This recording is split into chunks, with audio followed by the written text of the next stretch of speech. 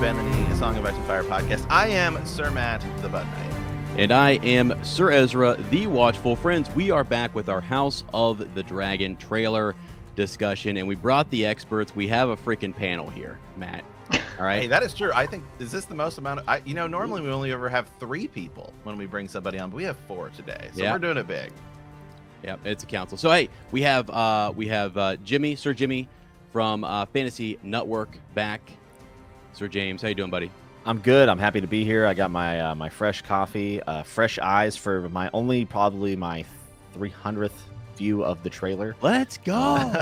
Yeah, Westeros is back. The dragon has 4 heads today, and we got the all-star talent here today to break this down and to react to it. So I'm really excited to be here, and I appreciate you guys bringing me on. Yeah, awesome, man. And also we have Nikki with us today. Kale EC back in the house. How you doing, Nikki? I'm good. Thank you for having me again. How are you guys? Woo! Pumped.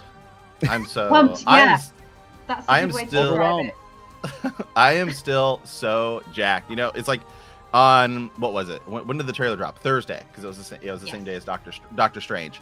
Because I remember waking up being like, oh, okay, I'm gonna go see Doctor Strange tonight. Okay, it's gonna be cool. Here we go. Like getting excited for it. And then I get up, West Coast time. And it's like 5:30, and I stared down at my phone, and House of the Dragon has tweeted and said, fire is coming. And I was like, what? And everyone's like, oh my God, are we getting a trailer? I was like, am I gonna have to be sick today, from work? Am I gonna have to be sick? Feeling a cough coming and so on. Then I'm waiting because I normally leave at about 6 a.m. and a picture drops, and so I send it to our group chat, which is Ez and Jimmy, and our buddies Matthew Perry and Ryan, and we I was like, okay, it looks like it's just going to be pictures, and so we're nonetheless sick, we're down here we go. And so then an hour goes by, and they just pushed up more and more pictures, and then the trailer drops, and Jimmy and I were messaging all day, and we're just it's just all caps, jacked, OMFG, so pumped, get these pretenders out of here. Let's go. And then Nikki, I messaged you, I think, right? And you were at work, right? Was that how did your day of the House of the Dragon trailer go? So I've been in the office that morning, and I came home to work from home for the afternoon. So I was literally just sat in my lounge. I got the tweet notification for the trailer, and then suddenly everyone is messaging me going, oh my God, have you seen this? Shut up, I'm trying to watch it. And yeah, that was it. And then I'm sending it out to everyone. My boyfriend was at work, bless him, and I'm like, I need you to reply so we can talk about this right now. But yeah, oh my God, I don't know how many times I've watched it now. But it was brilliant. Yeah, so good. Ez, what was I don't know. Did we talk about what your day was like? I remember I came home, and so I actually had not seen it until we watched it for our little podcast. We went live, and I was actually at school. And what's really funny is when the students see me get up and start to pace, so I just start. They're doing work, and I'm just pacing, and everyone kind of looks up, and they're like, "Are you okay?" And I'm like, yeah, I just need a second. I'm deciding whether or not I should I full on stop. I mean, I think the kids had just walked in, and so they were doing an activity, get going. Yeah, do your thing for 5-10 minutes, right? Eat up some time, right? And then I'm sitting there pacing. I'm like, I don't know what to do. Should I do a reaction? I was so pissed that I was at school because was it Kenobi the day before or that the day of or something? I was so pissed because back-to-back days. I'm like the one week where I needed to not be staying late for work and doing AP testing and stuff. I have all my favorite stuff drops, and I was just so whatever. So I just paced, thought about it, saw the chat, then popped out because everyone had seen it and was talking about it. So I said, no, let's just try to wait until I get back with Matt, and then I'll watch it and kind of go from there. So because I wanted to really just because you planned because as planned this week, he's like, all right, it's gonna be a quiet week, whatever. I'll do this extra work at school, stay late and stay till 6 o'clock at night, Oh God! And then the one week you schedule out thinking it's going to be nothing, and it's everything drops. It's just so ridiculous. So yeah, it was wild. But dude, I'm so pumped though. I mean, I remember we sat down and watched it, and again, it's tough when you watch it right away because you and Jimmy had a chance to talk all day long, right? And then Nikki's chatting to people or whatever. I'm doing that episode, and I felt kind of bad. Matt and I were live. I'm just sort of I can't breathe. It's just this is what am I supposed to do? What am I supposed to say right now, like live? So we watch it. I'm just sort of like, all right, take it away, Matt. Like go for it, because I need to like think. And if you watch that, I'm just clicking back through, like trying to, Oh, that's right, because that was everything. your first. Yeah, because that was your first watch. Yeah, it was my first that's watch. right. I was like, oh my god. Yeah, as did a live reaction, and then we skipped through. Yeah, well, so for you've watched it 100 times now, I'm assuming. Oh yeah. Watch. Yeah, showed it to Lottie. Been watching it myself. Watch it all. Yeah, it's sick, and there's a lot more in it too. There's just really cool stuff like Easter eggs and things, and I'm excited to kind of break it down today. Yeah, sick, awesome. Okay, well, so we've all watched the trailer, so I guess we're just sort of like initial thoughts of like just what you thought about it and like what you kind of saw in it. And Ez and I we did a big reaction to it the other day. But Nick, we're gonna start with you first, just like after you after you saw it. Like just like sort of initial thoughts on it and what you think the show's gonna look like and everything. I wonder how far through that storyline we'll get, and whether it's just gonna if it's gonna branch out into a second season, because there is so much to cover. I'm trying to think now, because I was just so excited. There was so much happening. I think one of the things that really stuck out for me was there was a little look between Daemon and Rhaenyra just for a brief second. And it was like, right, okay, so we're going that far down with the plotting between them two. But yeah, I find their relationship really, really interesting, because it spans quite a long time and across quite a few different marriages. So yeah, that particularly was what got me like, oh, yeah, which is gross, I know, but yeah. Oh no, I know it is. Hot. It is. I don't know, guys. It's hot. It all is. Right. It is a thing. It's funny. It's hot. It's funny. Right? My mom is a hardcore like show binger. I mean, she just like watches when she's like, she watches like everything. That's like all she does. And so she's like, all right, I'll finally start Game of Thrones. She started like last Saturday and it's pretty much almost done. At this point, like she was watching like straight through like this whole week. And anyway, so she messaged me. She just she's in season 7 right now, but she did 610, which is the episode where Jon Snow is proclaimed king in the North. Is like my favorite episode.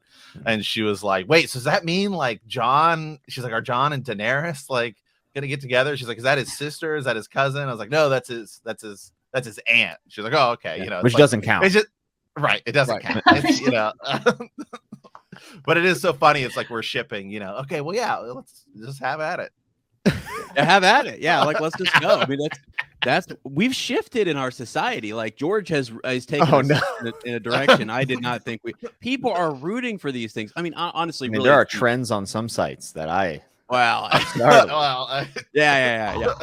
But I mean, my thing too, with that look that Nikki's talking about, it's like what it is for me is I like those actors so much, and I know what's going to go down, and it's more about. It's less about that intimate relationship and more about their power grab and more about like what they want to do for their family and stuff. And so you're like, all right, let's go. House Targaryen. We're not letting anybody step in here. The Hightowers are trying to come in and do their thing. And he's like, I don't think so. not in this house. And that's the kind of look that that's what I felt from him. So I was like, all right, like, here we go. So good. Yeah. So good. Jamie, what's your thoughts, man, on the trailer? Listen, I got done. And I had a rule. I said, I'm only going to watch it once. That, like, I really believe this. I said, I'm going to watch it once and I'm going to let the show speak for itself. Because, listen, since Game of Thrones, it's like a king died when Game of Thrones went off air, and it was a big tragedy. A lot of people were upset with how season 8 went. And there was this big void in the zeitgeist. And then a lot of pretenders came for the throne. There was a lot of hype around a lot of different television shows. And I don't mean to disparage anything else, but, we have Wheel of Time calling out, that's my place. I'm going to take the throne. We have the new Lord of the Rings show coming out, the new Tolkien show coming out. I'm going to take the throne. We have whatever the one show was on there. There's a lot of pretenders. Shadow and Bone, right? And they're all yelling. And then from the back, the doors of the mead hall open. And in walks the Forgotten Son. Let's go. That's what I was thinking. Let's go, people. Yeah. I mean, I was hyped. You watch that trailer and you go back and you look at everything that we've been given since season 8. And there's been some good shots. I think those shows that I mentioned are actually probably either are fine or going to be fine. Witcher 2 is a lot of fun. But you watch this trailer and it's different. There's just a totally different vibe here. HBO, when you come for the king, you best not miss. And HBO never misses when it comes to production value, sound blending, cinematography, acting, all of these things. The only outlier we have now is how is the writing going to be? Yeah. I left that trailer having no reservations about being excited. I did watch it multiple times and broke my own rule. And there was nothing that I felt concerned about, which all the other trailers for all the shows I was excited about. I always left the trailer with a little bit of like, well, we'll see how that goes, right?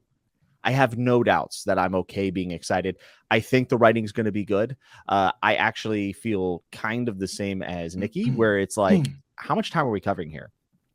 Is this going to be like an episodic thing where they do like a Targaryen story every season, or like are they going to jump a long amount of times in the timeline, or are they going to condense everything to fit in maybe a couple years? Because I think the Dying of the Dragons or the Dance with Dragons could be 2, 3, 4 seasons, like pretty easily. I would say at least 2, but I also am okay with less is more. I'm okay with getting the most out of it, because especially HBO, they do miniseries better than anybody in the game. Like there's nobody that does miniseries like HBO. So I'm very, very excited. I am open to interpretation, and I think people need to be a little bit lenient with the adaptation piece of this, because we do have a completed story, but it is a historical narrative through the frame of the unreliable narrator between Maester and Mushroom, which is also a really cool thing for us fans that have read Fire and Blood, is that we're going to find out who was telling the truth, which accounts were real. And there's a lot of mystery around Rhaenyra and some of the decisions that she makes. So I think I'm really, really excited. First and foremost, as a Song of Ice and Fire fan, but as a fan of great television, I think you can watch that trailer and say we're in for a treat. Yeah. 100%, man. Yeah, I love your analogy of them walking in the back and just like everyone's up front saying we're vying for king, and House of Dragons like, I don't think, take a seat, like one quick thing before we move on here, like HBO, I like what you're saying, Jimmy, because like their mentality is just different. And I don't know, it's just like they come in, they're not getting in the ring just to knock you out. Like they don't want you to ever rise again. You know what I mean? Yes. Like it's like, whoa, hold on a second. Like it's got a way heavier sort of tone and just feel, and even Matt and I were talking about like the look of this. It just feels epic. It feels incredible. Like a grand movie, like a grand experience. And Matt Smith looks amazing. Matt Smith stole the trailer without a doubt. I mean, I've always Matt Smith is about to be, because he's huge. He's not like big in the United States, because Doctor Who like isn't as sort of big over here as it is, I'm sure, in England. Nikki, I'm sure you can attest more to that. But yeah, I mean, like the Crown, like a lot of people don't really know him over here, but he's about to become an absolute mega star. And then Jimmy, as you said, I mean, we were talking about this because Ez and I like to talk about the streaming wars, as we call it. Like Amazon to me has yet to have a show that like some of their best shows don't feel like they can stack against the Disney or HBO shows. But I think people kind of like forget, like HBO has had 2 shows in the past 20 years that have been considered the best shows in the history of television. I mean, you could even argue there's even more, because a lot of people think 6 Feet Under and Wire are also on that list. Right. But I mean, it's like The Sopranos and Game of Thrones. I mean, you like pretty much almost back to back had like 2 of the best shows, in the history of Westworld television. season 1. I mean, that was when Westworld is kind of like, like it's still a good show, but it's like for HBO standards, that's like a miss, I would say. Yeah, the later seasons did have a little bit worse of a reception, but it's like every other network would absolutely kill to have that. Like would kill to have that. Yeah. So this is, I mean, they're going all out, and everything that looks like it's happened since the merger with Discovery Channel and everything like that. I mean, they've already started cleaning house at DC, but like the one thing, like of the executives and everything, that's like not like the HBO executives aren't even like getting touched. They're just like, you guys just, so I mean, that should tell you when it's like, hey, we've just bought this entire business and we're cleaning house on like the Harry Potter side and the DC side of the fandom.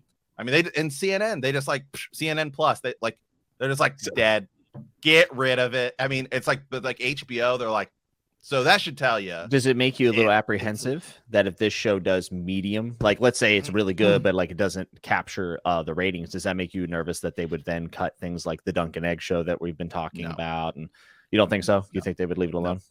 Cool. Nope. I think so. No. I think they're gonna. Because I mean, here's the thing. The only problem that this show has is that it is being stacked against arguably the greatest show in the history of television. I mean, in terms of ratings, in terms of awards, it's not even close. Remember, we looked at it one time and it was like Game of Thrones has like 230 Academy Awards, and like the second is The Simpsons, which has been on the air for like 30 plus years. So I mean, in 8 seasons, right? I mean, it hit way more awards, and the ratings only ever went up with like, a dip like here on some of the episodes that happened in Dorne. Did you see the impressions that the trailer did, views wise? It's insane. I saw it had 500,000, and that was in like the first like 2 hours. It's over almost 30 million now, at least I believe, and it beat out Kenobi. It beat out what was the other big trailer? Oh, Stranger Things. Stranger Things has a little bit more, like just a couple million more, but they've been out for like I think a month or 2 or 3. The trending topic was it was a trending topic on YouTube, #1 and #2 for 3 days. Trended on Twitter worldwide, #1. So like there's been a lot of discourse online saying, oh, like this fandom's dead, which I know us 4 have probably been saying, no, it's not. We're still here. Right, mofos. But I mean, I think it actually proves that there's still a lot of want for the content that's coming out of Westeros and HBO clearly. So that's good. And and people have said, like, because there's already so many immediate comments where it's like, you can't fix season 8 or whatever. But I will say this, and I can toss this to Ez, and Nikki, who is also a Star Wars fan. So like look at Star Wars. Is the sequel trilogy, everyone sits there, ourselves included, where we're like, I don't want to say for Nikki what she thinks about the sequels, but I know Ez and I, we don't like them. And to be honest, got problems with them. Yeah, got problems with them. But to say Star Wars is dead, and then it's like, then they immediately turn around and bring in the Mandalorian, and it's like, okay, no, you've created something new, right? You know, and you can totally. So yeah, you can the show is its own thing. The only problem I think is are people going to look at? I don't think it's going to be hard for any show to be as successful as Game of Thrones. Yeah, it won't be that level, right? Because whatever, but that's not to say it won't still be a mega hit. So yeah, it's like Better Call Saul. I mean, Better Call Saul's cleaning up at awards. It's getting great reviews everywhere. I mean, arguably Better Call Saul has performed just as well as Breaking Bad, but it didn't capture the zeitgeist like that, right? Yeah. So I mean, do you think that this show? Well, I think so. Like what you're saying. I mean, we've been on other YouTube shows, and Nikki, I was going to ask you too in a second about your comments and people coming in. It's interesting. Some people said that it was going to, like, that House of the Dragon. You guys, I don't know. You guys are too hyped for it. Like people have said they're not going to be in on it, and it's sort of like, yeah, you can look to Disney, you can look to Star Wars and other fandoms and say you can have a misstep or whatever. These are huge freaking fandoms, and if you do something right, like if you do the right things, like this trailer is showing us that they're going about this the right way. You know what I mean? There's no reason to knee jerk and do something completely different than what you did in Game of Thrones. Game of Thrones had the recipe. It had all the things that you needed. They were there. Did they finish season 8? All that kind of stuff. That's a different topic. But like, it's all there, and it's really, it was a really good recipe. So they're taking it and saying, let's take what's good.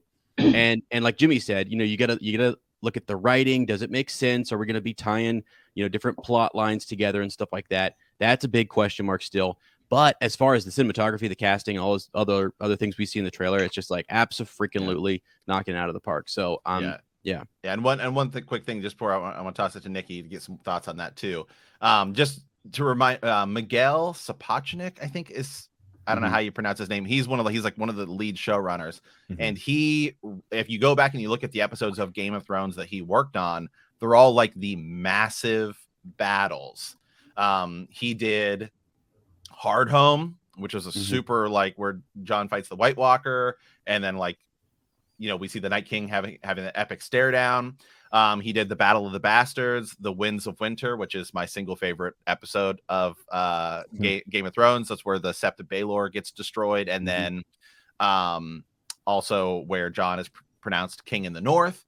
and you get the flashback to Tower of the Joy, and then he also did the Long Night that that took where the Night King is killed, took him 40 like days or whatever to film, and then the Bells, which is like the huge final battle at King's Landing where Daenerys is just burning everything down. So I mean, this guy's worked on like massive scale battle productions, and that's what this whole story is Targaryen civil war. So I just wanted to to our listeners, like, just because we had talked a little bit about like who some of these people are. He's also worked on Alter Carbon, Iron Fist. Looks like he kind of just comes in and does a few episodes. But then he's also done stuff. He did stuff on Fringe. He did stuff on House, which like I've seen clips of it. It's kind of a fun show, but it's like a very drama story. The dialogue's phenomenal in that show. The dialogue's phenomenal. So it's like I see both sides of the thing, and then I think I can handle it. So just wanted to get that in there. So Nikki, so what are your thoughts kind of on like coming out of season 8? Like, what are you seeing kind of in some of your comments and stuff like that? I mean, it's kind of nice. I'm being very careful with what I discuss, because I think the majority of my comment section haven't read Fire and Blood.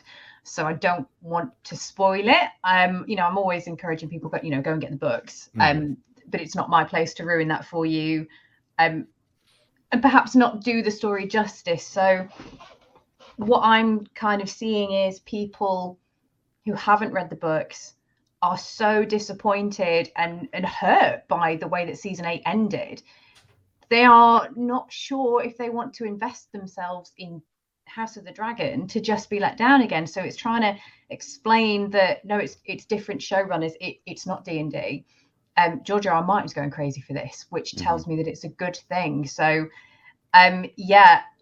jump in head first, straight in the deep end, because I do think it is going to be good. I'm very positive about it, but I do understand why so many people are kind of like, I don't know if I've got the emotional energy to jump into this and just be completely let down. So I do get it. So I think for anybody feeling like that, I would definitely say it's worth taking the risk.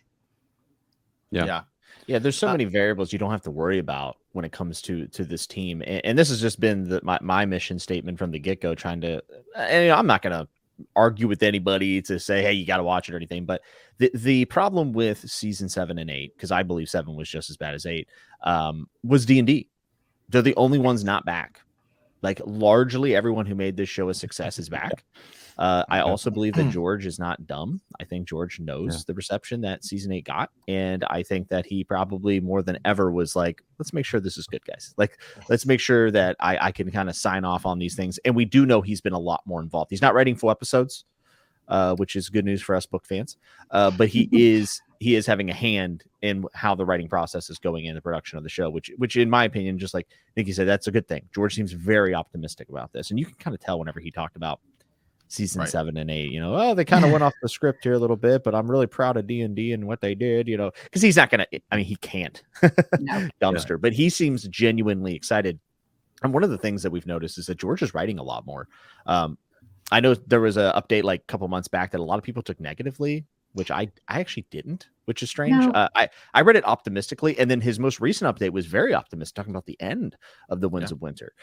So the fact that this might be pumping some lifeblood into Georgie boy, I mean, come on, Railroad Martin's putting the pen to paper. I'm ready. He's laying some track, and he's wow. Jimmy, what you said was really, really important, because, and like Nikki, to your listeners and people out there who are wondering, do I invest in this? Can I invest in this or whatever? Should I just get it out, Jimmy? I wish I had time. get the railroad. You have done Jimmy R.R. Martin on my channel before. He has, Jimmy. The full beard and everything. And the suspenders too. Yeah, I didn't even know they still made suspenders. I didn't know we were dressing up for this episode. I did. God dang it. Jeez. But no, on George R. R. Martin, I mean, like, that's the thing. He now has this is not like a book he has to finish. He's not giving D&D a set of like, here's the ending, here's what happens, or whatever, and you guys try to get there, and they're like, well, hold on a second, we like didn't get there, and nor are we going to give it the time, because that's something that Jimmy has always said to me, is that there wasn't enough time. Like they didn't go to the number of seasons that they probably should have to fill in what George thought that they should do. So the reason it doesn't work is because they're like, no, we have to do it in 8. And he's like, you need like 10, like if not more. And here's where you have to get to. And so now it doesn't make sense. So they don't have that same problem with this show because it's an outline and they can pick and choose. There's a freedom. Like you said, those guys are out. And so you have people now who are on board. George is working on it. They're passionate about it. I think they're going to knock it out of the park. Really. Raymond's doing the soundtrack, which the music in this trailer was, I mean, if your heart didn't get pumping, and then the little Game of Thrones main entry theme tie-in at the end. Yep. You know, I will be, because Ez and I talked about that in our trailer breakdown, was the score, and how I think they should go about it. And I am actually shocked at the amount of people that sent me messages on Instagram and Twitter, and they are all saying the same thing, where they're like, the score has to be like, and I not that it's gonna be, but just like how they would do it. And they all, I was actually everyone kind of agreed, and we said, I think you go the Star Wars route, where you can bring in new elements and new themes, but I would still keep that sort of core theme there. Just rechange it, like, you know, Star Wars, the original movies, you know, 4, 5, and 6 they introduce all that music, right? And then you go back to episodes 1, 2, and 3. It's still the Star Wars theme, long time ago in a galaxy far, far away. But then in episode 1, we get Duel of the Fates, right? Yeah. And it's now this new theme that gets brought in. And then we get the Anakin Padme theme, and it gets brought in. And then you go to the sequels, and you know, the one thing about the sequels is the music was still good, right? I mean, it's still John Williams. It's still great. And then you go to like the Mandalorian, and as we're expanding this stuff out, and you have a different composer, the Ludwig, I can never pronounce his last name, but anyway, he comes in and he's bringing in all these new Star Wars themes, but it still feels the same, but you bring in new stuff. So, and we have the exact same composer here, Ramin Djawadi. I had to look up how to pronounce his name. Yeah, Ramin or Raymond. I don't know. Yeah, how it's the last name. It's the last name. It's like Djawadi. I think he's is how you pronounce the jam. I mean, he's amazing. He's so good. Yeah, he's so good. But so. Yeah, I think you keep some of that similar Game of Thrones music, stuff like that. Like, I was shocked that the trailer, by the way, starts and it's like people listening who in their support, and it's like, you know, Roderick Stark. I was like, whoa, like, yeah, dude. When that name dropped, and I like when you could tell like they were swearing something. I told you this when I watched it, and I don't know, like Nikki, if you guys got this as well. I got chills when I heard them swearing. I was like, it's just like a ceremonial type of thing. That's like a big deal. Like, we're setting up everything there. I mean, that's it. Like we swore loyalty here. Okay, so when you call the banners, these guys are going to come. That's exactly what we set up there. And so they showed us that, and I couldn't believe it. I was like, oh my God, this is sick. Yeah, I think it's because the world has been so well realized, and like we know what swearing an oath means. Right. In this. And that's where like all the groundwork, like the subconscious groundwork that's been laid in Game of Thrones. Like, we know the great houses. We know, you know, what it means to be brought into the Red Keep to swear fealty. Like, those are big things. We remember Joffrey having people come in and do that. So those are like subconscious things that will pay off that Game of Thrones did years and years back that will still make this feel like a congruent world, really. I linked a picture here in our private chat. I don't know if we can pull it up. Yeah, I didn't know this. I just saw winnerscoming.net tweeted this as we're sitting here. Rhaenyra's chain in the trailer. And this is the little details that we don't have to worry about. Those are all the house sigils of the kingdoms. Wow. What? Targaryen's in the middle. Okay. And then over there on the right, it starts to become all of the other house sigils. These are little details that, like, You're right. Are those the people that swore to her, or like the? That's all the kingdoms, right? So 6 kingdoms, because Dorne does not. It's got all of them. Oh, it's got all 1, 2. Okay. Yeah. I am still, and I say it every time, I am still baffled at the young actresses they have for Rhaenyra and Alicent, and just how she looks. Because they look just like their little sisters. Like, it's so shocking, so sweet. I have a question for Nikki, because I know that before we went to record, you know, we kind of talked about changes, right, between A Song of Ice and Fire and what happened in Game of Thrones, and how, you know, that has been a really cool bridge for us to bring people into the books. What level of changes do you expect from this show, and what level would you be okay with? because I think that that's a really important distinction to make as we head into an adaptation of something that is more of a historical context rather than a fluent narrative. I struggle with this, and I say often, I have to admit, I always have trouble separating the books from the show. And as you've said, it is an adaptation. So I've always said the way that season 8 ended and how all those plots tied up, I really liked them, provided that they've been drawn out. So I think as far as changes go, like you say, we've got differing accounts from unreliable narrators. We don't know who's telling the truth yet. Yeah. I don't have a problem with any changes as long as it fits in with sort of like the core elements of the content itself, if that kind of makes sense. So as long as it's done well and it makes sense, they can do what they like. That's kind of where I stand on it. Yeah. I don't know how you guys feel about it.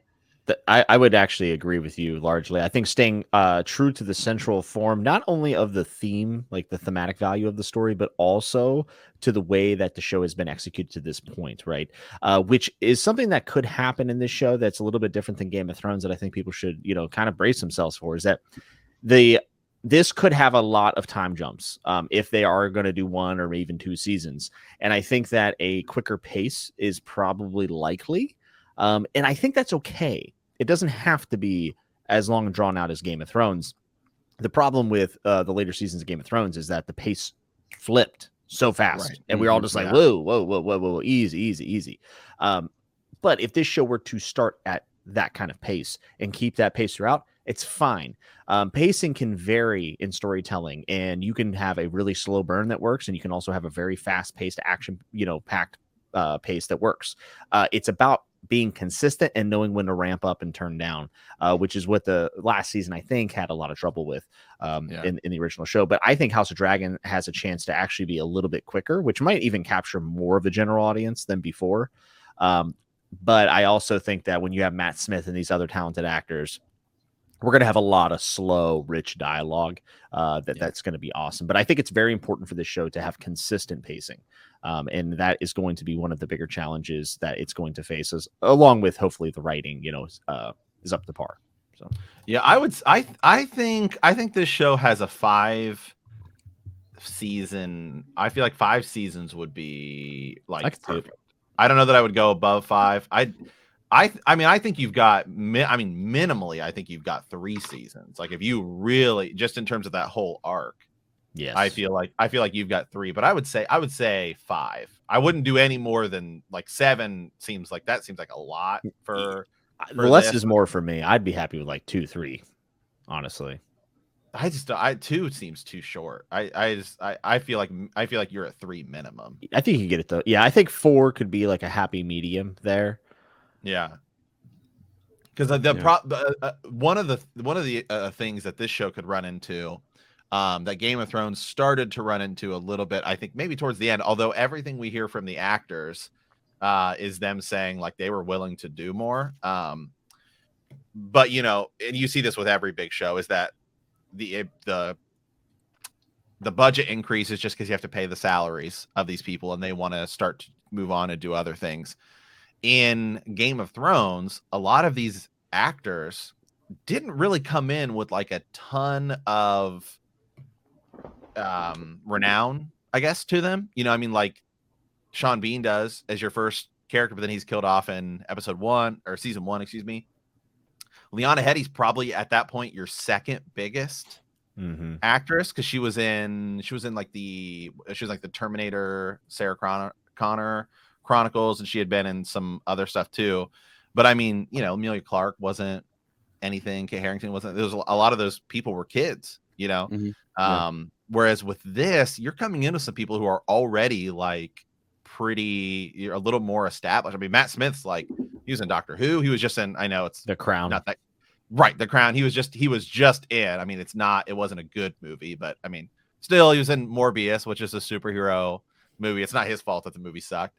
But you know what I mean? It's like, so you're already getting cast in these like big roles. He was supposed to be in Star Wars.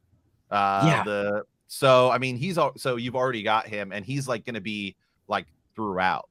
But we are also, again, we are also starting to see a shift where you see these mega stars saying, hey, we actually want to do some of these series. I mean, Henry Cavill's all on board to keep doing The Witcher. I mean, he's Superman, he's at Mission Impossible, so yeah.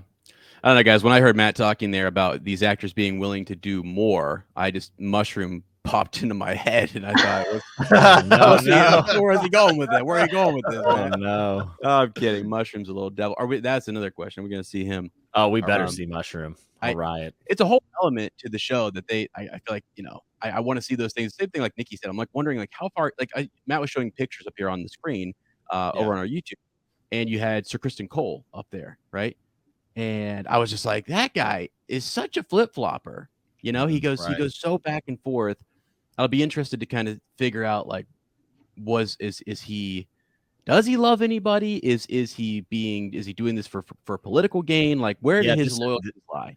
This isn't just actually an impact for House of the Dragon, but this is an impact for the main book series, because Jaime Lannister has many thoughts about Cole in the main series, talking about the Kingmaker and what was his duty and what was his honor. And Cole is very polarizing in the history. Yeah. So finally seeing like what decisions he actually make. Did he go to Rhaenyra? All these things actually has a lot of impact on the books if we take this as canon. So when I did my recent read through, I noticed how many times Cole's name came up in Jaime's inner monologue. Yeah. So I think that, man, I'm just really excited. And I think that's the beauty of like Fire and Blood and all of the history that George has put out into his world is like, it's not just some like mindless cash grab. I saw people like explain it that way. Like it's a mindless cash grab. It's just some history. No, all of it seems to be intertwined. Right. Even when I was reading Fire and Blood and there's some lost eggs in that book. And I'm like, oh no, are those the ones that showed up in the main series? Probably, who knows? Right. And these questions are why we continue to reread and why we get excited about new shows. And this show is, I'm sure, going to answer a lot of the questions that we had. Yeah. It's interesting. When Ez and I were doing our first read through of Dunk and Egg, actually, we went back and we started to look at when they were written. So like if you go back and you look, he wrote Game of Thrones, and then he wrote, Clash of Kings, stuff like that. But at the same time, he's writing the Dunk and Egg series, and you can see so many parallels like between the two. Like Maekar Targaryen starts to get referenced like after he's introduced him in Dunk and Egg, and so it is this very interconnected thing, and it's still cool stuff too. Like Ez and I talked about it the other day, and we've talked about it before. I totally hope, this is just a huge wish for me, is it's all Targaryens assassinating each other. Have a faceless man kill somebody off and bring back the actor who plays Jack and Hagar, because that would just be so sweet, because it's just they just wear the faces, and that would be something that would be wild. That would trend on Twitter. That like Twitter would blow up that day. Oh yeah. You're wild. And just real quick, so Jimmy brought this up. I wanted to mention this just here. So yeah, it's the Kingmaker, set brother against sister, divided the Kingsguard against itself, bringing on terrible wars of the singers that the singers named the Dance of Dragons. Some claimed he acted from ambition. For Prince Aegon was more, tractable than his willful older sister. Like that's the kind of stuff that this was mentioned, that it's just there, and so it's kind of cool to think that we're gonna get to see this guy. So I don't know, like all those little elements. I mean, tie-ins to the series, faceless men assassinations. I mean, like Jimmy said earlier too, everything's been built. It's all there. You do have a really good foundation to kind of build out from. So I don't know. This is going to be exciting. Nikki, is there like a particular character you're like excited to see like more of? I mean, I don't know, because I know you do a lot of Jaime content over on TikTok. So I brought up Sir Kristen Cole. I don't know if this is like, is he going to step on the screen and No, I really like what you guys are saying about Sir Kristen Cole, because one of the narratives that we get about Rhaenyra is that the time that she spends with Daemon is because she's completely in love with Sir Kristen Cole. So how are we going to see that relationship? And then obviously when Viserys dies, Kristen flips. He wants to crown Aegon. He wants to support that. So that is very much the sort of dynamic that I want to see. Like you guys are saying, where does that flip come in? When does he decide that, oh, actually, no, this is where my loyalties lie, and why? So I'm totally with you guys on that one. That's an interesting one that I definitely want to see. Yeah, I think that's going to be probably one of the points of the show that a lot of people will latch onto because there are parallels to Jaime. And that's very on purpose. Like George obviously brings up Cole in his chapters for a reason. And I think that's actually the piece I'm most excited for. And then possibly, and I don't want to spoil anything, but the war on the steps where Daemon goes down and kind of makes his own kingdom. I hope I could see that being cut because I don't necessarily think I don't know if it's necessary for the narrative, but I like that piece in Fire and Blood. And also that could be the scene would be dope. Yeah, that could be like the War in the Steppes is the way I would almost do that is you end a season with him saying like, I'm going to go do this. And then you start a season with like a battle and he's like finishing it. And then it's kind of like that way you could kind of have it. Yeah. You don't have to show the whole thing, but you can have him, do some of that. Where do you guys think, because Ez and I were talking about this, if you look at the trailer, it doesn't look like we get much outside of like Driftmark and King's Landing. Do you think we're gonna see anything really outside of that in season 1? Nikki, do you think we're gonna? What do you like? What areas do you think we're gonna kind of see in season 1? Well, this is what I've been trying to work out. So, how far into this story are we going? Because just before Viserys dies, Rhaenyra and Daemon run off to Dragonstone. Do you know what I mean? So I don't know if they're withholding all the exciting stuff from the trailer. So yeah, I think it's difficult to judge without knowing how far through we're going. Is the story gonna span across a few seasons? Yeah, I don't know, to be honest. Yeah, I don't know. What do you guys reckon on that one? I think that's the biggest question of all, right? Like, are we getting the entire dance in one season? There's just no way. I would hope not. Way too much. No, I would hope not, because this could be so good if drawn out. Yeah, I think we'll see it down. It does look as though they might have gone to. Do you know what I mean? Run off and done their secret little marriage. That clip where I said, oh, when they looked at each other. Yeah. I do wonder, is that going to be the ending of that season before everything really does kick off? Or are they going to move that up in the history to get that relationship started? You know what I mean? Do you think here's a question, because we see a lot of young Rhaenyra and young Alicent Hightower. Do you think it's going to be like, because I think Ez and I were talking about this the other day, is like maybe we get like 5 episodes where it's like young and then we get a time jump to current day. That could happen. See, I don't even think I think Viserys dies in like episode 9. Like I think season 1 ends with like the dance kicking off, not like the battle over the God's Eye and all that. I think that's like, because I mean I just don't see how they would want to keep this like as a mini series. I think it's got to be 2 to 3 seasons, especially right now, because you need content. I mean, well, one thing to note, need content to compete with Netflix and everybody. Well, certainly, and one thing to note is that they didn't cast like some schmo in Viserys' role. I always forget his name. He's a fantastic actor. He's in Peaky Blinders. Yeah, and he's been in a lot of stuff. He was in True Detective or something I've watched recently. Oh, The Outsider. He was in The Outsider adaptation. He's a really great actor.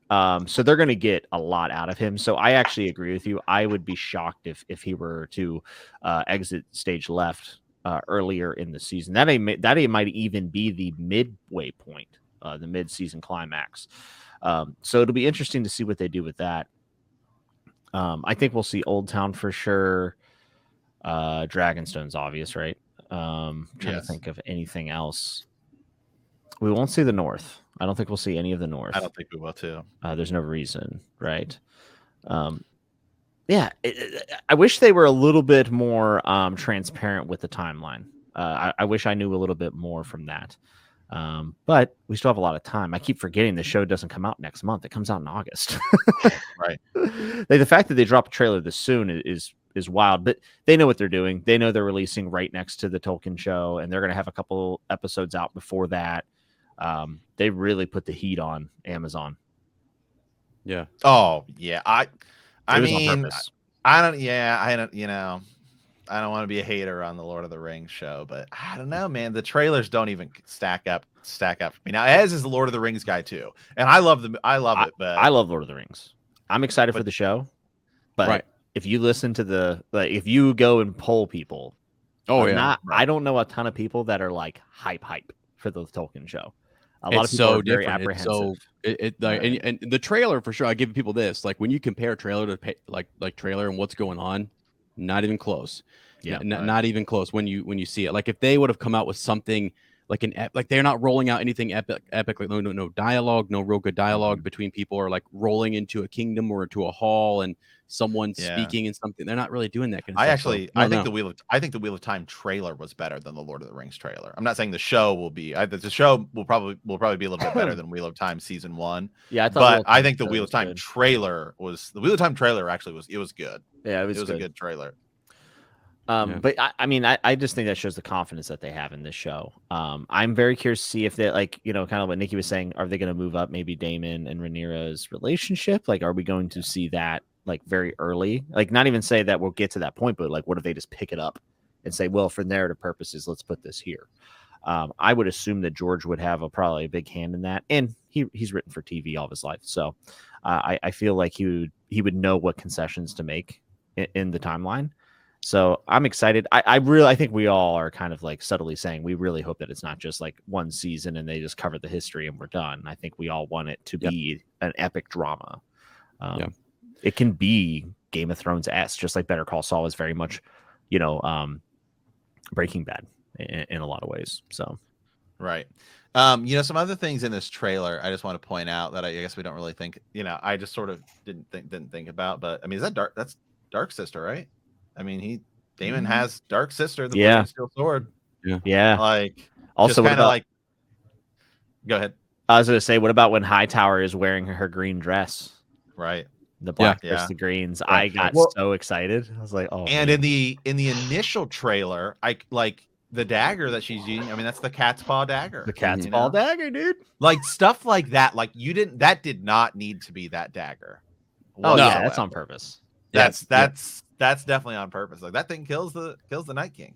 And like this shot is so sick, man, with like the dragon. Yeah. Now, see, at first we were kind of like, what is that building? Because it's at a different angle. Oh yeah, it was. That's the Red Keep. It's just it's just we've never seen it like from that angle. And so what, first everyone 14 dragons in this at this time, 17, right? 17 dragons. I mean, that's something that we're gonna have to get used to as viewers. Like, we're not, you know, they were special and they still are special, but like they're much more like animals or pets rather in this show. You know, they're gonna have names. You got a dragon. You have a dragon. Yeah. Yes. It's like Oprah. Boom. Yeah. Boom, boom. Exactly. Look under your seats. You've got a dragon. Okay. Borman Baratheon. Let's go. Yeah, Borman Baratheon, and then like I love this shot right here too of Viserys, and I love the way they did the Iron Throne because you know because it's obviously they didn't do it like the way it's done in the books, but to do it this way with all of the swords being around it, you could see Robert Baratheon later when they changed the Iron Throne coming in and be like, get rid of all this crap, you know, like you know what I mean? Yeah. So I think that was a very smart change. Yeah. Yes. Yeah. You had to change it up a little bit, and it'll be those little things that say, "Oh, this is a different time period." Like that's not what that looked like. And then right here, he's got Blackfire, which, Ez and I were talking. You know, there's so many small little things that they could say that they did. If you go back into Game of Thrones, when Joffrey is talking to Jaime, and they're looking at the White Book, and Joffrey's kind of making fun of Jaime. He's like looking at all the different names and all the stories, and he's like, "Ooh, Arthur Dayne." He's like, "Ooh, wow, Duncan the Tall, his story's big." And he's like, "Well, what about you, Uncle?" And he like flips to him, and he's like, "You know, there's not a lot there." But Jaime says to him, "Well, there's still, you know, plenty of time." But Joffrey's like upset at him. So like that's like a tiny little nod that they did to like Duncan the Tall and stuff like that. Yeah. So I was saying, like, you know, you could do something with like just because we see it in the trailer, like Blackfire here, you could say something where it's like somebody gives him his sword before he's going out to stand here, and it's like, oh well, it's got a new pommel. Or like, okay, hey, your new pommel's finished. Because that's like a tiny little nod to all the people that are like Long Claws, Blackfire. You know what I mean? Like just like tiny little stuff like that I think they're gonna do, because it looks like, I mean, the trailer just looks, I mean, it looks like it's in really good hands. That's, you know. Oh yeah. Right. Something real quick I wanted to bring up, and Nikki, because you talked about this, like where are we going to go, and then you guys been talking about like how many seasons we're going to have. We have a situation where, and this is, you know, spoilers. There's an outline out there. We tell people here we're going to talk about some of the spoilers. You have a situation where like Rhaenyra, to strengthen her claim, she loses Sir Kristen Cole's affection or whatever it is because of the marriage to the Valerians, right? To Laenor. And then you have the whole Harwin Strong stuff happen, right? And then you have the little fighting and little bickering and stuff and all those things that go down. So like there's a lot just in that, like before anything happens with King Viserys that can go down. There's a lot of little like tourneys and things. Like Sir Kristen Cole is like knocking the heck out of Alicent Hightower's like champions and stuff, right? And winning her favor or whatever. But is he also getting close to her to Alicent at the same time? Like I feel like you have to have some build, and for us to really like these characters and see some of the plotting and see some of the whispering and stuff, and then say, okay, yeah, like then we get to some of these bigger battles. Because I had a map up earlier of all the battles and all the things that you can do later on, but I don't know. Like I really don't know how far we're going to go in this, and I wondered, you know, just isn't there enough there just to kind of do a full half season on the prelude to all of this, right? I mean, or is this whole season just a prelude to the actual battle? You know, like King Viserys, when does he die in this? Are we going to see him all the way to the end, or is he going to stick? You know what I mean? Like, I feel like there's just a lot.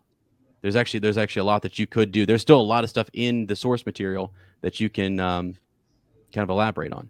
So, any thoughts? Any takers? I mean, I think that it's tough. It's tough to say. I think that's the biggest question mark, right? Is like what is the timeline of the show? Like where do they begin? What if Viserys dies episode 1? Which to be fair, would actually be like a fine way to start a show. That's how a lot of fantasy books start. You know, king dead. What happens now? And that's kind of at the core of what this story is that catalyst. But I do think it would benefit everyone if Viserys stuck around for at least like half the season to build that anticipation of knowing something's coming. Also in like what manner that happens. Like, will that change in the show? That's a pretty wild question. Like, will there be a conspiracy about who kills King Viserys, right? So that's another drama point that you could add in to the show. But yeah, I don't know. I think that's the biggest question right now. There's just a lot of killing, but before you have that smirk, before you have that smirk between Daemon and Rhaenyra, like what we're seeing, there's a lot of plotting and a lot of scheming, and Laenor, dying, and Laena, and then there's a lot of other things that happen that take place that you could do, and depending on when they might move stuff around, right? They could do that. They could move things around, but I just feel like there's still like what I'm saying is it gives me a lot of hope. Like you can kind of pick and choose. If you don't want to do everything, you don't have to. But for people wondering, like, what is there in this that you can do? There's a ton. There's a ton of little kind of like plot points that I think you can kind of flesh out and pull out. Like you could build up a big because a lot of people have not and are not, like Nikki was saying with some of her fan base, they're not reading this book. They don't know that they have no idea what these plot points are. And so when she gets, when she marries into the Valerians, like they don't know they think maybe she's gonna have a secret romance with this Kingsguard member, and then she's hooking up with Harwin Strong, and not actually with Laenor. There's so many things right there just in that one relationship that you can kind of build to, and then you get the Hightowers doing their own thing. I don't know. I hope people see all the potential and all those points that we can do. And I really have no idea how you're going to pace it out because we've seen so many things with the young actors and then the older actors. I just feel like there's a lot, and it gives me hope. So absolutely, I do wonder how, because in typically in any sort of series or story, you have the heroes and the villains. We don't really have that in this story. Do you know what I'm saying? I suppose, like, especially towards the end of Game of Thrones, it was very clear that Jon Snow was your good guy. And I feel like the books do a much better job of sort of blurring the lines between good and evil, and really making you question who you should be rooting for. And I think especially with the whole greens and blacks, there's no sort of, they're both diabolical in their own way. They've both got decent claims. So I'm really interested to see how they spin this story, given that there is no clear good or bad guy, if that makes sense. So I think that will depend, that will influence a lot how they tell the story. Yeah, I think Rhaenyra will be the quote unquote baby face. I think she will be the good guy at first. But knowing what we know, she has to be turned, or they ride it all the way out and it becomes a tragic story. Which I would dare say has some similar vibes to the original show, which I could see a lot of people being upset with. So that's an interesting thing that we can probably talk about. But I think Rhaenyra is going to be the good guy, good girl, or whatever, the baby face. That's how I always say it. So she'll be the baby face, at least for the first half of this television show. And then it will come to a point, kind of much like Daenerys, where does she do some heinous things to achieve her goals? And what's the cost of that? I also think Corlys Velaryon could probably be a really good character that like people are pretty even on throughout the entire show. And also I'm just pumped to see what Corlys Velaryon does. I think that actor's going to do a wonderful job. But yeah, you are right. I think that, like, Jon Snow, Arya, like the Starks, for instance, I mean, they are the people we're supposed to be cheering for the most part. I don't know if you have that clear-cut tribe in this. I think it's actually a little bit more about the individuals than ever before, which, I mean, you still have that in A Song of Ice, Fire and Game of Thrones, obviously, but this even more so. You're going to have to judge individuals by their actions, and the tribe might not always align with their actions. So I think it's high drama, but it is going to be a question of who we're going to root for. I think that line will be very clear towards the end. It has to be for it to come to a good resolution, I think. Yeah, wouldn't it be interesting if that, like, the whole, so in this we root for, like, you have your blacks and your greens, and you really have people like polarized and like rooting for different factions hardcore because they both have attributes of light and dark, or good and bad, or whatever. Like, that may be the case, because Nikki's totally right. There is like no straight clear cut like good guy at all. Yeah, I think I think season 1 is, I think it's 10 episodes is what the rumors and everything have said. But I think you do it just like you did Game of Thrones. I would have Viserys die. I would have all this build up between Alicent and Rhaenyra, both with them as younger and then older. I'd have Viserys die in episode 9, and then that's when you, like, episode 10 is like, we're going to war. But I would have like some fighting or something break out, that isn't mentioned in the books, just to sort of amplify it, that like we're going to war with each other, is the way I would end season 1. Because that's kind of like how Game of Thrones season 1 ends, is Ned Stark, it starts out Jon Arryn's dead, and okay, the king's coming. Mystery. Right. It's a murder mystery. The king's coming. Like, everything seems to be going okay for a little bit. Ned Stark goes down to King's Landing. Okay, we can see there's some tension here, whatever.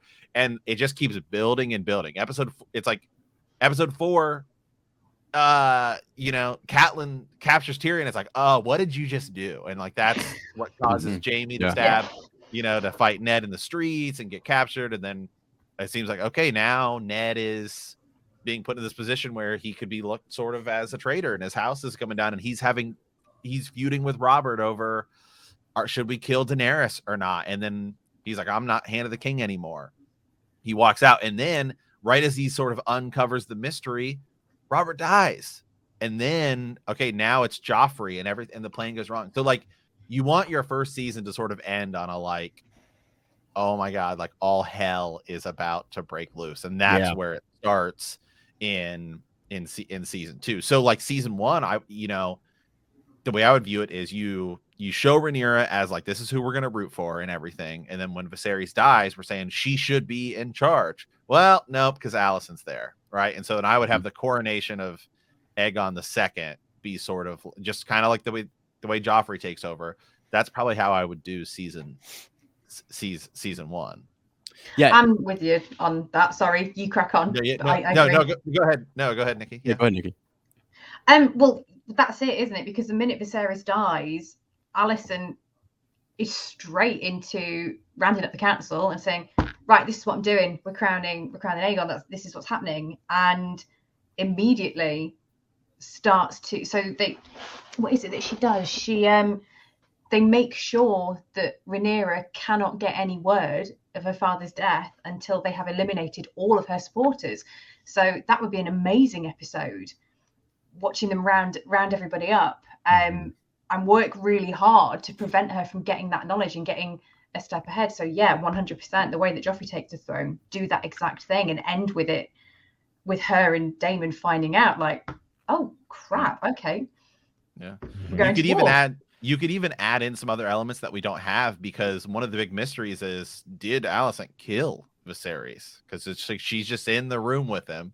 We don't know what happened. So you could even build it up a little bit more to where she's like already plotting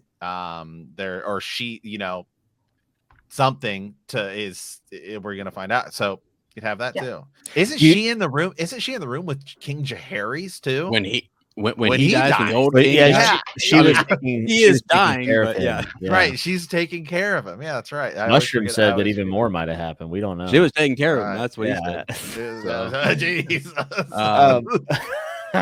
But well, here's the question though: is that too similar though? If you do that, because you are going to have people say, "We've already done this before." Like, you know what I mean? Is that too similar? I think it's gonna be different because of this. Like, you have a couple people in that room right afterwards, like Nikki was talking. What's his name? One of the Kingsguard, like Darklyn or Stefan or something like that. Yes, yeah. He takes off. I mean, he's in confrontation with Sir Kristen Cole, so I feel like you're gonna have some, like, maybe a duel breakout or something, and they take the crown. And that was one of the pieces that Rhaenyra was like, okay, I have the crown. And he like gets away, but like Nikki said, there's a long time until he can get over there. So they went right on ahead and with the coronation. So it's going to be a real different thing. I don't think that happens in, like Matt said, 9 or 10 or when it happens, but it'll be. I think the big difference is that in Game of Thrones, what sort of was the underlying thing was the Lannisters were sort of there like illegally, right? Like Joffrey's a bastard, so he's not even. Well, yeah, I mean, and he's supposed to be a Baratheon, but everyone basically says Lannisters, right?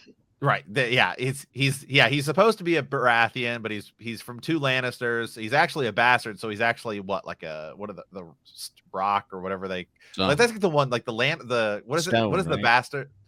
Yeah, it's the Bastards of the Westerlands is like the one that I always forget. I don't think there's like nobody who's like a prominent bastard Stone? of the Westerlands. Hill. Yes. Classic. Yeah, so he should actually be Joffrey Hill, but whatever. So, but I think that's sort of the thing, is you have that going on, and you also have like the White Walkers, and like we're spread kind of all over the place in Game of Thrones with Daenerys, and so this is much more straightforward between who's actually just the rightful king. Whereas like season 2 of Game of Thrones and the books obviously is the War of 5 Kings, where everyone's pronouncing themselves to be kings, and it was this thing where here I think it's just it's a little simpler in that it's going to be story. Yeah, it's going to be from the viewpoint of Rhaenyra saying like, hey, because we already know we're going to see her say you're not allowed to be king or queen. You're not allowed to sit the Iron Throne because you're a woman. So I think that's going to be sort of the big sort of focal point, and they have a ton of dragons and stuff like that too. So it is going to be much more of a civil war as opposed to a Song of Ice and Fire, right? I mean, yes. like with and even the different elements, even the War of the 5 Kings, right? It's almost laughable how non-starter of like Stannis's and Renly's armies are, right? Like it's almost embarrassing. Like we never get full-fledged war in King's Landing other than Blackwater Bay, right? Where they get stomped down, then Stannis kind of does his thing until whatever is going to happen with him in the books. Whereas this is like true civil war. There will be scheming, but most of it will be absolute, devastation. And it will also come with dragons. And it's not, like Dany coming from over the sea. I mean, it's right here at home. And if you look from the perspective of the small people that live in Flea Bottom, for instance, it's like two leaders in your country going to war with nuclear weapons. I mean, that's basically what this is. So it's going to be all out civil nuclear war. It's going to be really fun to watch. And it is a lot more of a personal and scoped narrative. You won't be jumping across to the Dothraki Sea where, some of the pacing slows down. Like, you're not going to have any of that. Right. So I think it'll be even a little easier to follow probably for a lot of people.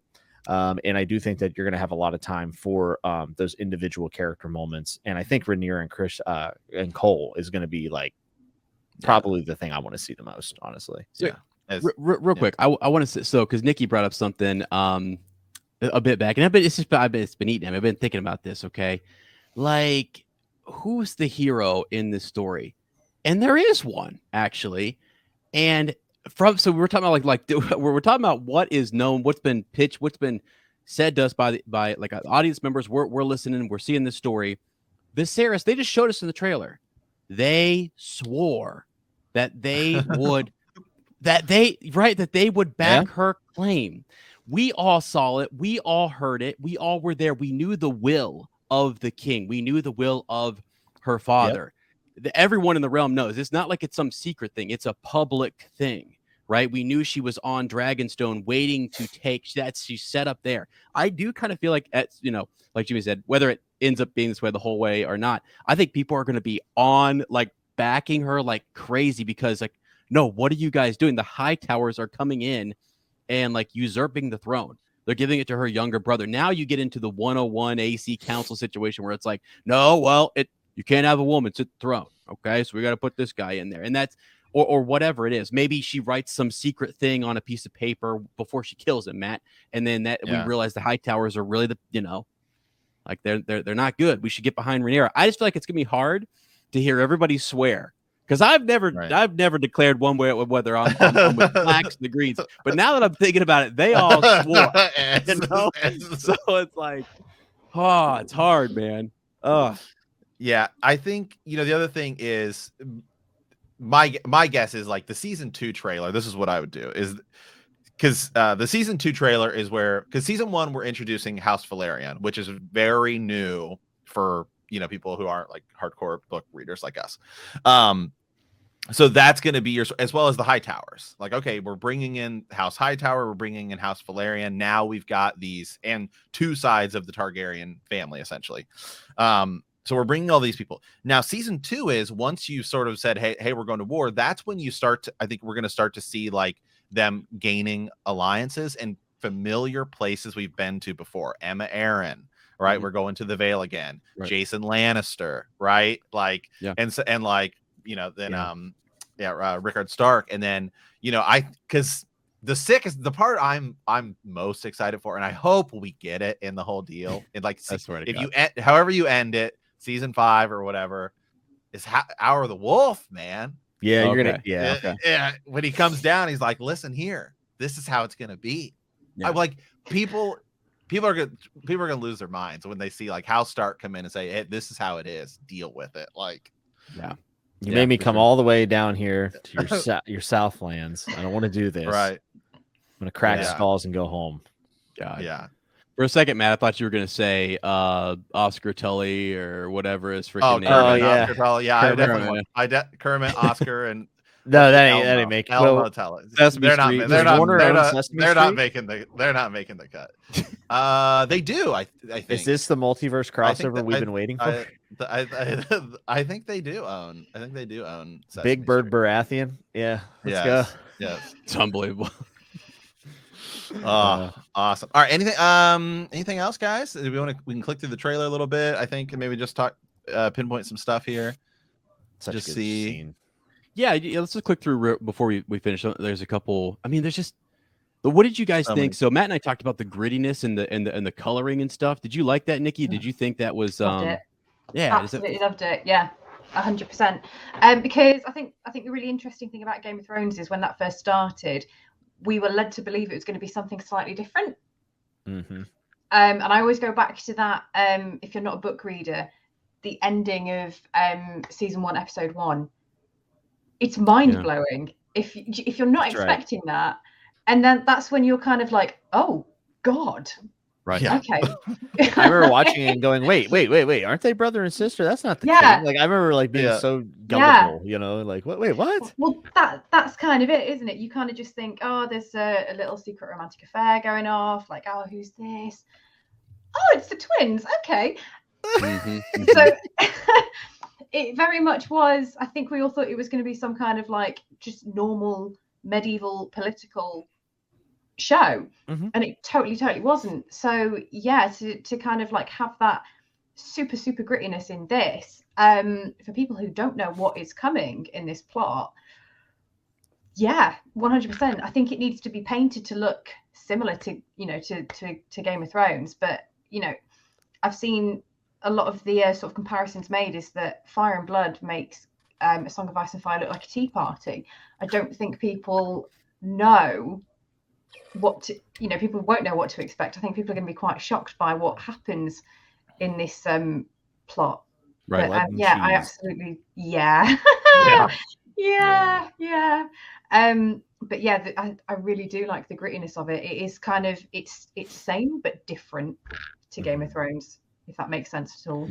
Yeah, I think you're right. I think there's gonna be some shocking moments. I think it's actually a little bit darker than Game of Thrones.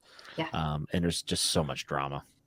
I do too. Ez and I were talking about it, and somebody actually gave us a very good comment on it.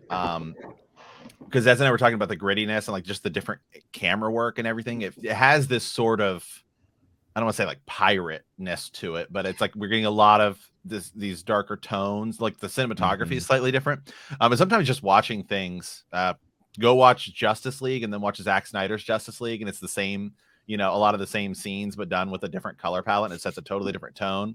But somebody left a comment and they said it reminded them of Harry Potter and the Half-Blood Prince, where if you watch that movie, it does have this darker, just like the coloring of the scenes and everything is done in this darker, more bluish tone. And that's what I'm getting here too, is so it feels, it's hard to say, like Game of Thrones is dark. Like sometimes you have to turn like the brightness up to be able to see it. But there's a lot of like bright shots in King's Landing and all this kind of stuff. This just feels like everything's taking place at night. Yeah. A lot of smokiness. Like smoke. Ash. Yeah. Smoke and ash too. And then here's a character too we haven't talked about, but it's like there's a lot of pictures of her. It's like Damon's sort of paramour. Like, does she have she got powers? Is she dabbling in the dark arts? Is she wearing any sort of glamour? What's going on? You know, Melisandre vibe. I mean, can you look up her name real quick, Ez? Yeah, Massaria. Is that what it is? Massaria. Yeah, I don't remember her at all. If there was ever a Targaryen in our world, it'd be Matt Smith. Yes. Yeah, the dude just looks like a Targaryen. You know what I mean? Like, I cannot stress enough how like stoked I am that Matt Smith is in this, because like I've like just go watch some Doctor Who, because to me like that is like the truest example of how like amazing he is, because Doctor Who is it's a drama, you know, it's a dramedy. There's comedy, there's fun parts, but like some of the stuff is like so like in a way corny, like some, you know, so like because they still use like the same designs that they've used since like the 1960s for some of like the, you know, aliens and robots and stuff like that, and for him to like cut through that, not that Doctor Who is bad or anything, because David Tennant and a lot of the people who've played the Doctor have done an amazing job at doing that, but it's almost like he's so good that he like goes above that like level, which is like that. He's so amazing. He is about to seriously win an insane amount of awards. Yeah. Oh yeah. And just real quick, so at this point you have this shot up here, and we'll talk about it here. So this is like, again, Lady Misery, and she's from Lys, right? So she's Prince Daemon Targaryen's paramour, unless I'm wrong, right? That's what her name is. I think she's been cast in that role.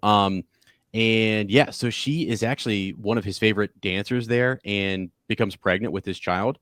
And he gave his paramour a dragon egg for the child, which angered King Viserys, and he orders Daemon to return the egg, right, and send her back.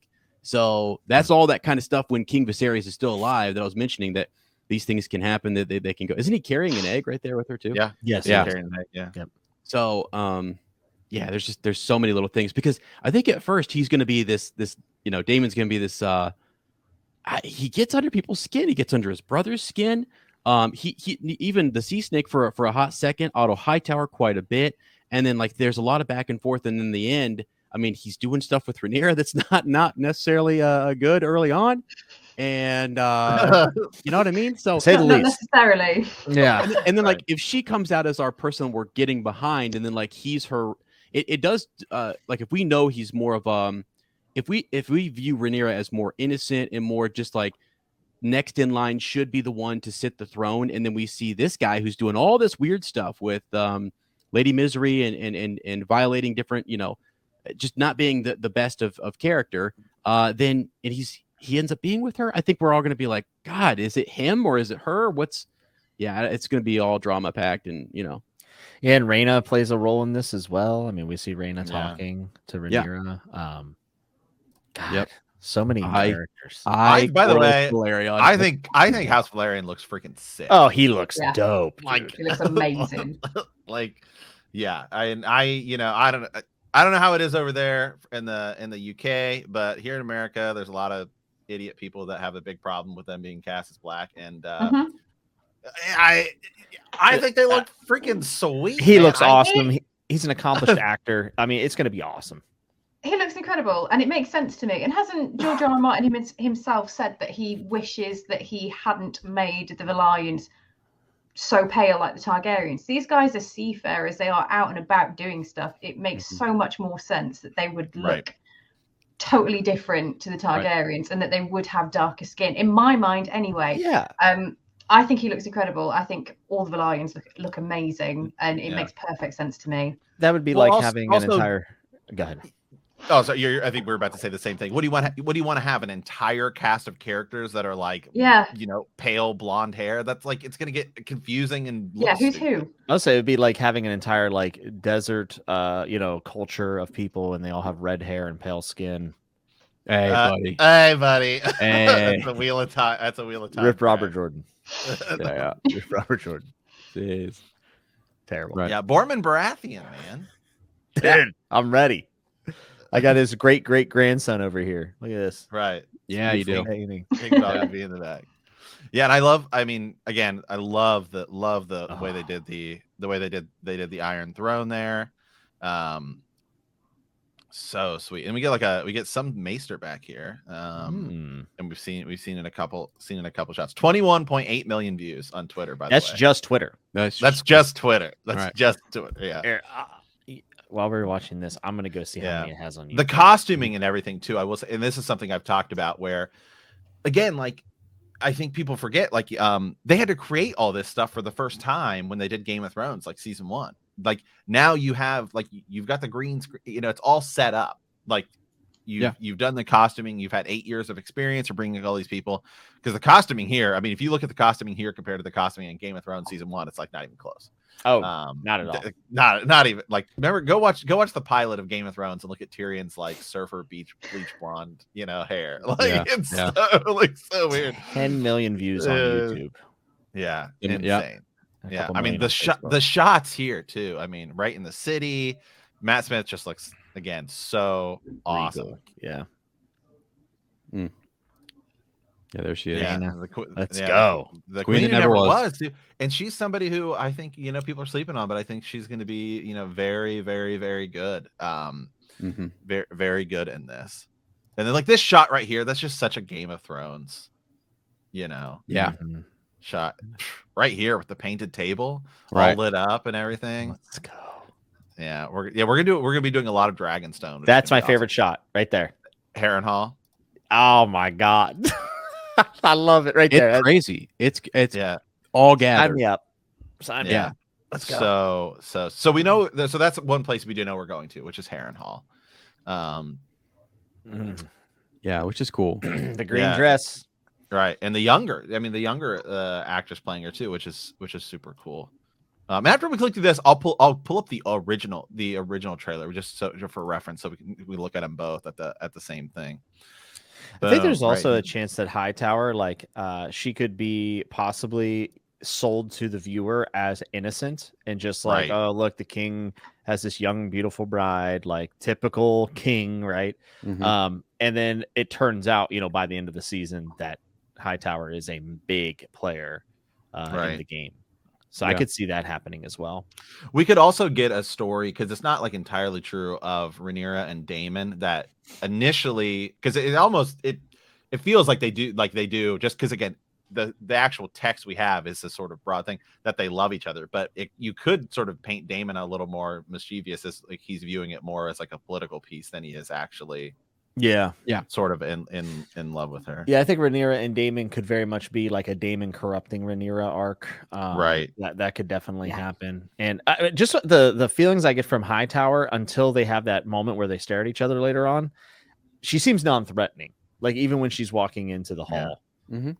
Yeah, even something like this too, by the way, this shot, like, is just such a Game of Thrones. Like, why do you have to show it? Like, here you see like the woman's face on the casket going in and then falling in, and then the cat, like the stone is still left bare. Like, that's just such a Game of Thrones like Mm-hmm. framing shot.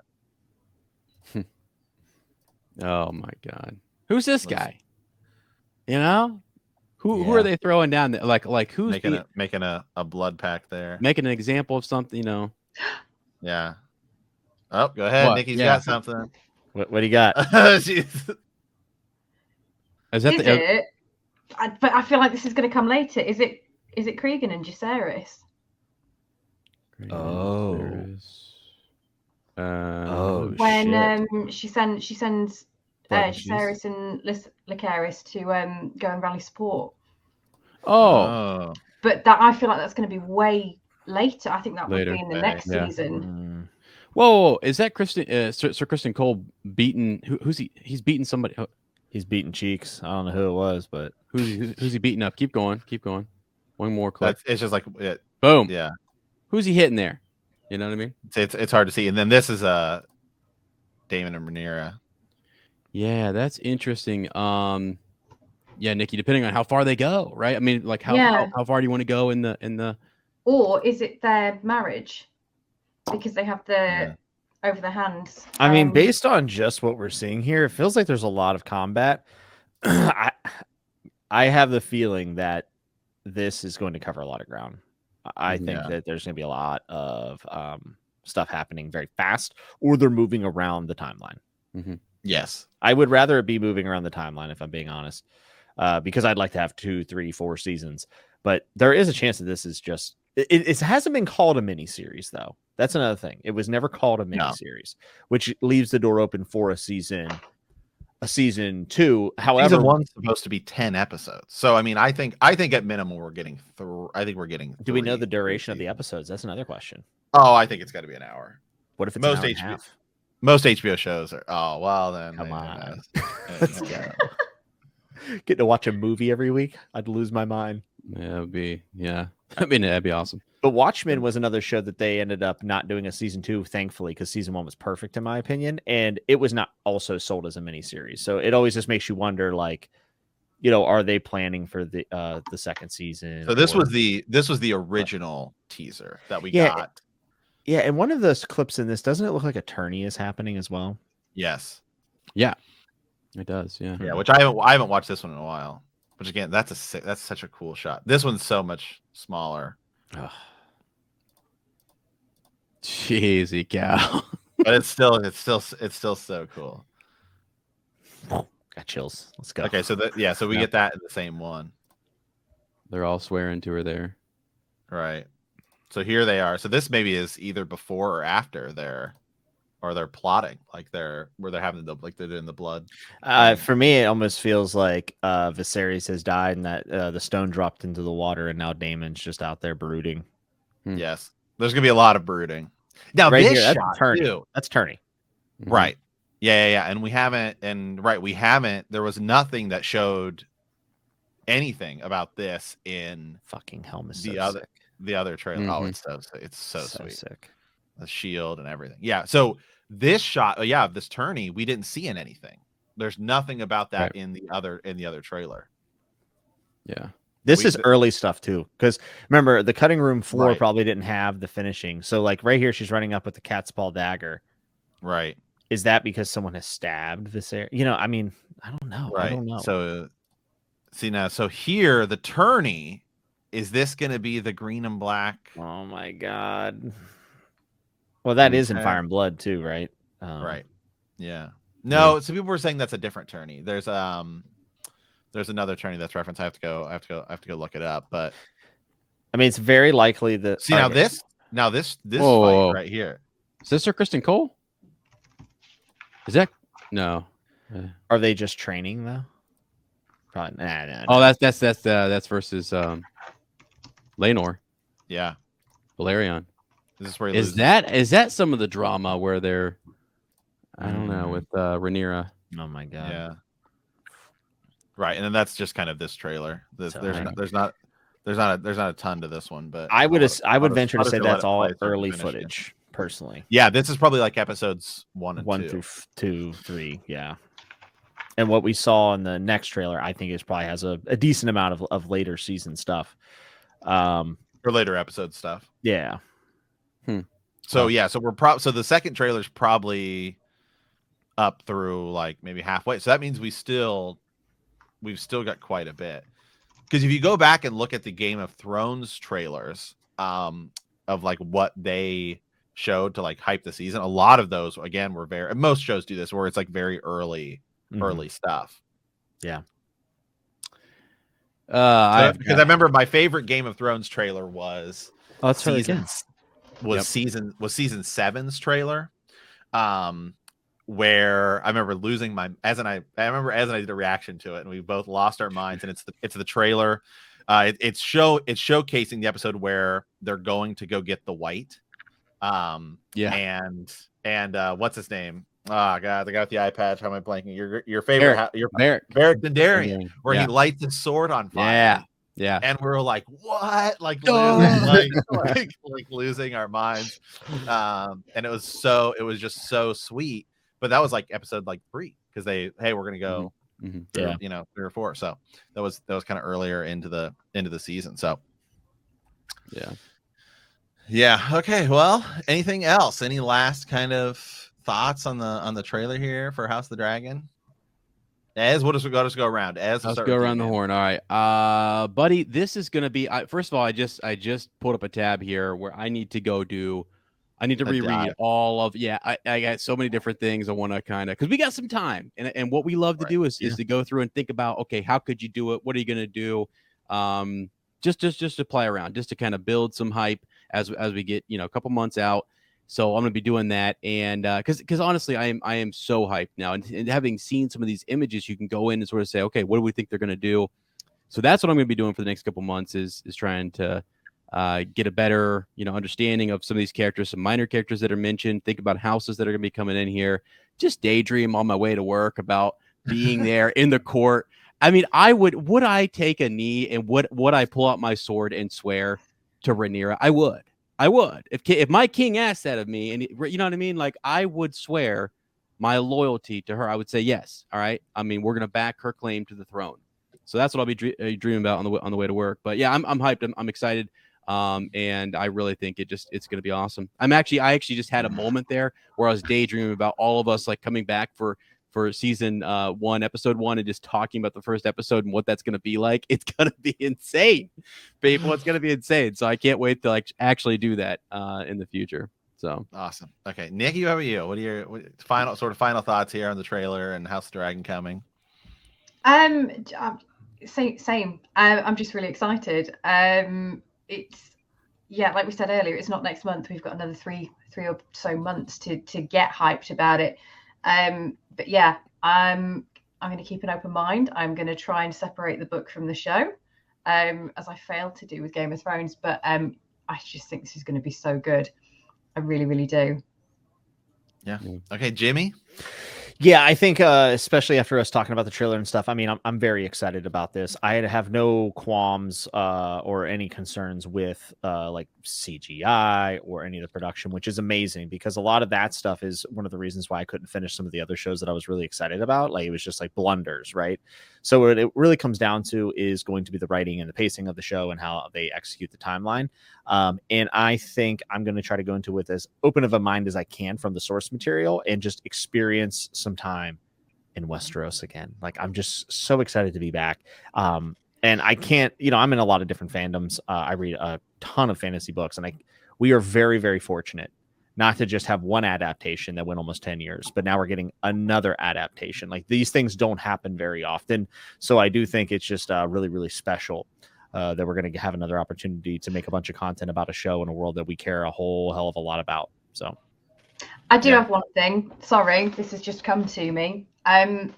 When I went to a convention at the end of March, and I met Nikolai Coster-Waldau, who's Jaime Lannister, and we sat in on a little seminar with him. And one of the things that he said was that perhaps one of the reasons that the ending of Game of Thrones hurt so much, aside from the writing, was the fact that you would go into work on a Monday morning and you would talk to people that you would never ever speak to, and you would get so excited and talk about what had happened the night before and what was going to happen next week, and oh my god, look at all this amazing stuff.